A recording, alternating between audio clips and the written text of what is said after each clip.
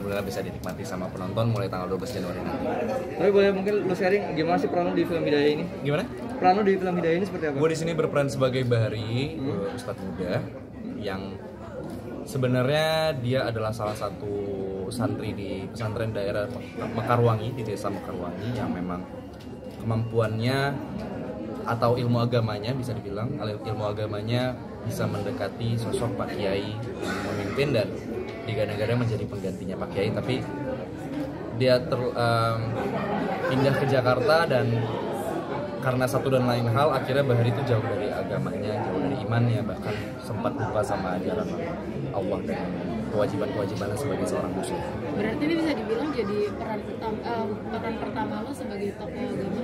Enggak, sebelumnya udah pernah sih peran jadi anak santri juga.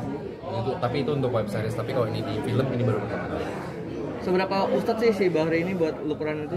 Sebenarnya di sini ustadz yang kalau kalian harap dari ustadz dari awal tuh sebenarnya enggak. Jadi ini sebenarnya film ini bukan hanya menceritakan tentang proses seorang Bahri yang memang dia melawan hal-hal mistis di desa Mekarwangi, tapi di sini juga Bahri melawan dirinya sendiri gitu. Karena dia sebagai orang yang jauh dari kewajibannya sebagai seorang muslim yang sempat jauh, akhirnya Bahri ini dipaksa secara dipaksa dia harus bisa kembali lagi ke jalan Allah dan menunaikan semua kewajibannya gitu. Jadi di sini lebih ke gradasi antara Bahri yang dulunya sangat jauh sampai akhirnya dia bisa bisa balik lagi ke ajaran Allah yang semestinya.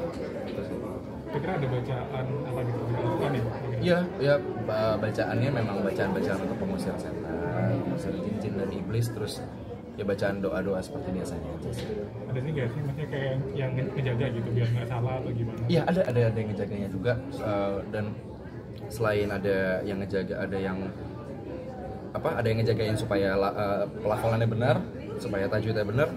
Gue juga beberapa kali sering dengerin YouTube atau Spotify soal tentang cara membaca ayatnya gitu kan, takutnya salah. Dan kalau di ayat Al-Quran kan kalau ada yang salah itu artinya juga berbeda akhirnya gitu kan. Itu sih memang harus ditekenin banget. Syutingnya di mana? Syutingnya di Ciwidey. Berapa hari? 2 minggu lebih? 16 hari. Saya ingat. Tantangannya apa nih? Pas syuting? Tantangannya selama syuting itu tantangannya adalah cuaca.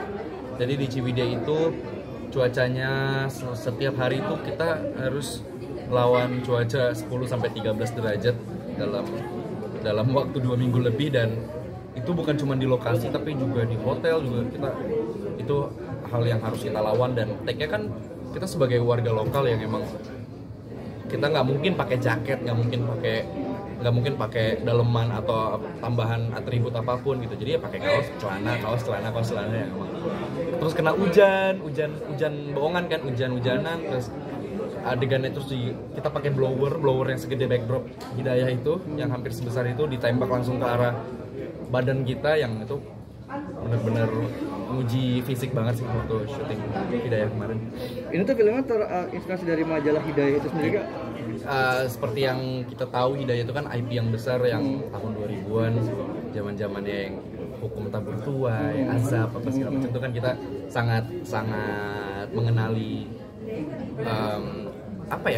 sangat mengenali jenis-jenis horor yang kayak gitu kan. Dan di sini kita comeback sebagai horor klasik yang mungkin penonton sudah lama nggak melihat. Kayak basicnya ya azab akan seseorang yang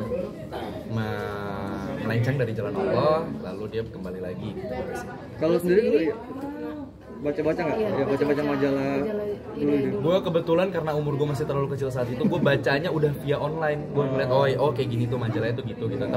Tapi ketika ditanya Hidayah itu apa, gue tahu gitu. Jadi gue tahu persis Hidayah tuh ya misalnya ada orang yang dia melenceng, terus akhirnya dia kena azab sampai akhirnya dia balik lagi gitu sih. Kalau ngomong Hidayah, azab apa yang paling langsung lu yang keinget sama lu? Wah, ya pokoknya azab apa ya, macem deh, kayak Makam meledak ya. enggak, ini kuburannya dipersempit, itu macam tuh. Terus ada yang gue pernah nonton juga ketika mau dimakamin tapi hujan besar, gitu sih. Pokoknya banyak ada aja cobaannya ya, tapi yang paling identik sama gue itu selama pemakaman tuh prosesnya tidak berjalan lancar gitu. So azab-azab kayak gitu tuh. Kalau yang di sini tuh yang mana? Kira-kira ngambil dari yang mana? Macam-macam.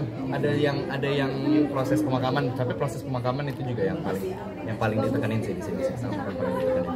Tapi lo percaya nggak sih? Kejadian-kejadian mistis. Kejadian mistis sebenarnya kayaknya setiap syuting mau horor maupun enggak, mungkin kita ngalamin kejadian mistis kayak ngelihat atau apa. Tapi alhamdulillahnya kejadiannya bukan yang mengganggu proses syuting sih. Kalau ngelihat ditampakin atau didengerin kasih suara gitu itu ya udah biasa kita hadapin aja. Lu sensitif orangnya. Gue bisa ngelihat kadang-kadang kalau lagi apa ya, kalau lagi nggak kenapa-napa juga sih, gue juga nggak tahu, main mut-mutan aja kayaknya. Selama di lokasi syuting pernah lihat? Iya ngelihat, jadi tapi yang tadi gue bilang itu bukan hal yang mengganggu proses gitu, jadi gue nggak bilang itu sebagai kendala gitu sih. Mungkin boleh diceritain ketika lagi apa gitu? Macem kayak lagi adegan ya, yang gue taunya hantunya cuma satu ternyata ada 3 gitu. Ya udah, tapi gue liat oh ya udah itu lu berdua nggak nongol di frame kan, gitu aja mikirnya. Ini syutingnya kapan sih? Syutingnya bulan Juli kemarin. Ini kan kalau ngomongin azab kan udah sering banyak di sinetron. Iya. Di film ini bakal mirip-mirip kayak sinetron atau lebih dalam lagi? Sebenarnya secara premis mungkin nggak jauh berbeda, karena ya ketika kita ngomongin azab pasti udah ada di bayangan kita tuh berbagai macam azab yang terjadi di dunia ini. Tapi bedanya kita di sini production value-nya lebih besar, cost-nya lebih besar, terus juga kita preparation lebih lama dan secara cerita jadi lebih matang sih. Jil, fun fact dong, kan tadi bilang cuacanya dingin selama di sana 10 sampai 13. Iya. Lo sendiri mandi nggak tiap hari di sana? Alhamdulillahnya di hotel ada air hangat ya. Jadi gue mandi. Alhamdulillah gue mandi. Nggak bisa dijadiin headline ya guys ya. Kalau Ajil itu tidak mandi selama syuting kita ya. Tidak, nggak bisa guys. Masih bisa. Jadi tadi yang soalnya kan apa tidak keenam kok emang punya indigo kan.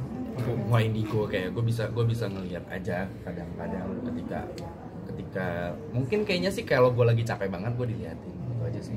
Jelas mungkin. Ya, gimana? Nggak percaya nggak sih? Tadi kan ngobrolin soal masa azab dan semacamnya. Lu sendiri percaya nggak sih sama? Ya. Percaya nggak sih sama? Gue percaya sih, karena gue percaya semua yang kita lakukan itu pasti ada balasan dan ganjarannya sih. Jangan lupa subscribe ya.